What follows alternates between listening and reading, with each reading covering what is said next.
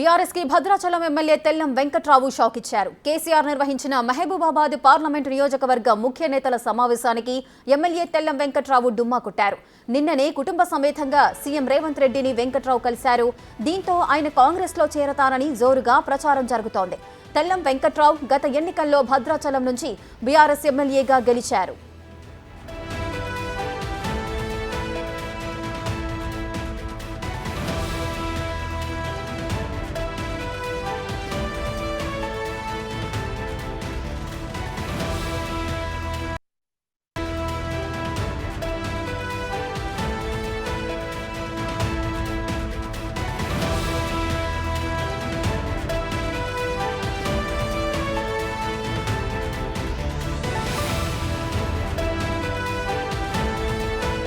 మరింత సమాచారం మా ప్రతినిధి సైదులు లైవ్ లో అందిస్తారు. సైదులు చెప్పండి, తెల్లం వెంకట్రావు సీఎం రేవంత్ రెడ్డిని కలిసినట్లుగా తెలుస్తోంది. ఆయన కాంగ్రెస్ పార్టీలో చేరబోతున్నారా? దీనికి సంబంధించిన వివరాలు ఏంటి? ఎస్ రేఖ, మీరు అన్నట్టుగా ఖచ్చితంగా ఉమ్మడి ఖమ్మం జిల్లాలో ఒకే ఒక స్థానం బీఆర్ఎస్ పార్టీ గెలిచింది. అది భద్రాచలం నుంచి తెల్లం వెంకట్రావు బీఆర్ఎస్ నుంచి గెలిచడం జరిగింది. తను ఈ మధ్య కాలంలోనే 2-3 రోజుల క్రితము ఖమ్మం జిల్లాకు చెందినటువంటి మంత్రి పొంగులేటి శ్రీనివాసరెడ్డితో కలిసి తన కుటుంబ సభ్యులతో తను నిన్న రేవంత్ రెడ్డిని కలవడం జరిగింది. అయితే ఈరోజు తెలంగాణ భవన్లో కేసీఆర్ అధ్యక్షతన ఖమ్మం, మహబూబాబాద్ ఈ 2 లోక్సభ స్థానాలకు సంబంధించి బీఆర్ఎస్ పార్టీ ముఖ్య నాయకుల సమీక్ష సమావేశం ప్రస్తుతం తెలంగాణ భవన్లో కొనసాగుతుంది. అయితే ఈ సమావేశానికి ఆయా పరిధిలో ఉన్నటువంటి మాజీ ఎమ్మెల్యేలు, ఎంపీలందరూ కూడా హాజరైనప్పటికీ ఒకే ఒక ఎమ్మెల్యే అయినటువంటి Bhadrachalam BRS party MLA Tellam Venkatrao మాత్రము గైరాజరయ్యారు. సో దానికి సంబంధించి ఇటు కేసీఆర్ కూడా అటు కేటీఆర్ని అడిగి మరీ తెలుసుకున్నారు. అయితే వెంటనే కేటీఆర్, హరీష్ రావు ఇద్దరు కలిసి బయటకు వచ్చి తెల్లం వెంకట్రావుకి ఫోన్లో సంప్రదించగా తను అందుబాటులోకి రాలేదు. సో ఇక ఖచ్చితంగా తను పార్టీ మారుతారని చెప్పేసి జోరుగా చర్చ జరుగుతుంది. సో ఖచ్చితంగా తను కాంగ్రెస్ గూటికి వెళ్తారు ఈ మధ్యకాలంలోనే అని చెప్పేసి కూడా అంటున్నారు. సో ఏదేమైనప్పటికీ లోక్సభ ఎన్నికలు దగ్గర పడుతున్న వేళ బీఆర్ఎస్ పార్టీకి మాత్రము వరుసగా షాకుల మీద షాకులు తగులుతున్నాయని చెప్పవచ్చు.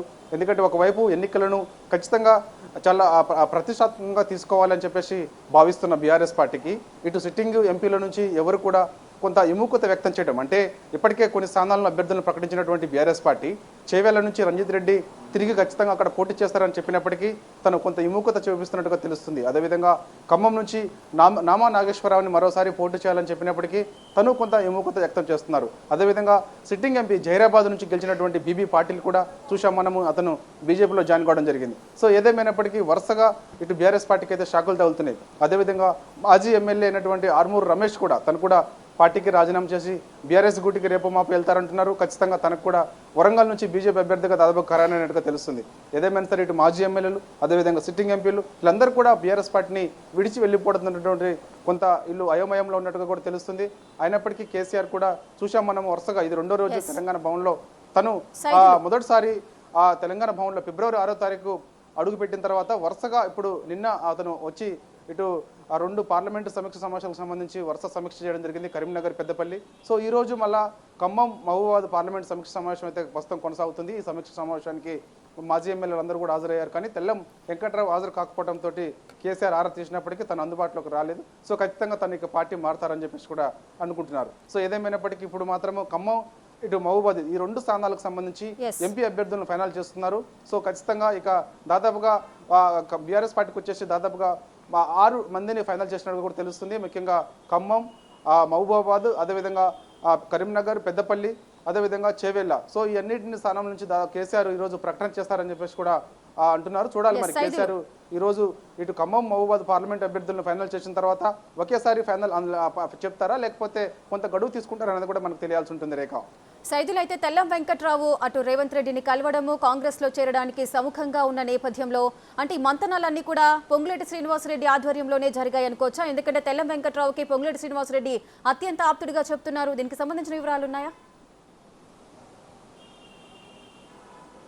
ఎస్ రేఖ, మీరు అన్నట్టుగా అది వాస్తవమే. ఎందుకంటే అత్యంత సన్నిహితుడిగా ఉన్నటువంటి తెల్లం వెంకట్రావు వాస్తవంగా తను కూడా మొదటిగా అటు ఆ కాంగ్రెస్ పార్టీలో ఉన్నప్పటికీ శాసనసభ ఎన్నికల్లో టికెట్ ఆశించాడు, భంగపడ్డాడు. కాంగ్రెస్ పార్టీ టికెట్ రాకపోయేసరికి వెంటనే తను మళ్ళీ బీఆర్ఎస్ పార్టీలోకి వచ్చి టికెట్ ఆశించి బీఆర్ఎస్ పార్టీని గెలవడం జరిగింది. సో ఏదేమైనప్పటికీ గెలిచిన తర్వాత మొదటిసారి అంటే కాంగ్రెస్ పార్టీ అధికారంలోకి వచ్చిన తర్వాత వెంటనే వారం రోజుల వ్యవధిలోనే తెల్లం వెంకట్రావు మొదటిసారి పొంగులేటి శ్రీనివాసరెడ్డితో కలిసి ఇటు ముఖ్యమంత్రి రేవంత్ రెడ్డిని కలవడం జరిగింది. అప్పుడే దాదాపుగా చర్చ కొనసాగింది. ఖచ్చితంగా ఖమ్మం జిల్లా నుంచి ఉన్న ఏకైక ఎమ్మెల్యే తెల్లం వెంకట్రావు ఖచ్చితంగా పార్టీని విడిచి వెళ్ళిపోతారని చెప్పేసి కూడా అందరూ భావించారు. కానీ కొంత సమయం చూసుకున్న తర్వాత తను ఇక అధికారికంగా ఇక కాంగ్రెస్ గూటికి వస్తారని చెప్తుంది. అయితే 9వ తారీఖు కండ్లకోయలో అంటే మేడ్చల్ నియోజకవర్గ పరిధిలో ఉన్నటువంటి కండ్లకోయలో పార్టీ భారీ బహిరంగ సభ ఉంటుందని చెప్పేసి కూడా మనకు సమాచారం ఉంటుంది కాంగ్రెస్ పార్టీకి సంబంధించి. సో ఆ భారీ బహిరంగ సభలోనే ఇటు తెల్లం వెంకట్రావు అదేవిధంగా ఆ మేడ్చల్ పరిధిలో ఉన్నటువంటి ప్రస్తుతం మాజీ మంత్రి ఎమ్మెల్యే అయినటువంటి ఆ ఎమ్మెల్యే కూడా తను పార్టీని విడిచి కాంగ్రెస్ గూటికి వస్తారని చెప్పేసి కూడా జోరుగా చర్చ జరుగుతుంది. సో అతను వస్తాడా రాడా అనేది కొంత అనుమానం ఉన్నప్పటికీ ఖచ్చితంగా తెల్లం వెంకట్రావు మాత్రమైతే ఈ నెల 9న కాంగ్రెస్ పార్టీలో చేరతారని చెప్పేసి కూడా జోరుగా అయితే చర్చ జరుగుతుంది. సో ఏదేమైనా సరే ఇటు కేసీఆర్ మాత్రం వరుస సమీక్ష సమావేశం చేస్తున్నప్పటికీ చాలా మంది ఇటు పోటీ చేసేందుకు కొంత విముఖత చూపడం, అదేవిధంగా మాజీ ఎమ్మెల్యేలందరూ కూడా పార్టీని విడిచి వెళ్ళిపోతుండటంతో కొంత అయోమయంలో బీఆర్ఎస్ పార్టీ ఉన్నట్టుగా కూడా మనకు తెలుస్తుంది. ఏదైనప్పటికీ వరుసగా ఈ సమీక్ష సమావేశాలు మాత్రం రేఖ మీరు అన్నట్టుగా కంటిన్యూగా ఉంటుంది. అంటే రేపు కూడా ఇటు మహబూబ్ నగర్ కర్నూలు ఈ 2 నియోజకవర్గాలకు సంబంధించినటువంటి ముఖ్య నాయకులతోటి కేసీఆర్ మరోసారి రేపు మధ్యాహ్నం కూడా తెలంగాణ భవన్లో సమీక్ష చేయబోతున్నారు. సో ఆ 2 నియోజకవర్గాలకు సంబంధించిన ముఖ్య నాయకులు కూడా వస్తారా రారా అనేది కూడా కొంత సందిగ్ధత నెలకొంటుంది. ఏదేమైనప్పటికీ ఎవరైనా సరే ఈ సమీక్ష సమావేశానికి ఎవరైతే హాజరు కావట్లేదో వాళ్ళు ఖచ్చితంగా ఇక పార్టీని విడిచి వెళ్ళిపోతారు అంటున్నారు. ఎందుకంటే గతంలో చూసాం మనం జనవరి 3 నుంచి కూడా జనవరి 26 వరకు కూడా వరుసగా ఇటు కేటీఆర్ ఆధ్వర్యంలో వరుస సమీక్ష సమావేశాలు తెలంగాణ భవన్లో కొనసాగాయి. దాని తర్వాత వెంటనే మళ్ళా కంటిన్యూగా ఆయా అసెంబ్లీ నియోజకవర్గాలకు సంబంధించినటువంటి సమీక్ష సమావేశాలు కొనసాగాయి. అయినప్పటికీ కూడా పార్టీని విడిచి చాలా మంది వెళ్ళిపోతున్నారు. సో ఇక కేసీఆర్ దగ్గరుండి మరి అంటే కేటీఆర్ అతని యొక్క వైఖరి వల్ల సీనియర్ నాయకులు కొంత ఆ పార్టీకి దూరంగా ఉంటున్నట్టు కూడా తెలుస్తుంది. సో అయినప్పటికీ కేసీఆర్ ఇక దగ్గరుండి పర్యవేక్షణ చేస్తున్నప్పటికీ కూడా కేసీఆర్ సమావేశానికి ఎవరైతే హాజరు కారో సో ఖచ్చితంగా వారందరూ కూడా పార్టీని విడిచి వెళ్ళిపోతారని చెప్పేసి కూడా జోరుగా చర్చ జరుగుతుంది. Rekha. Right, thank you Saidulu, thanks for the live.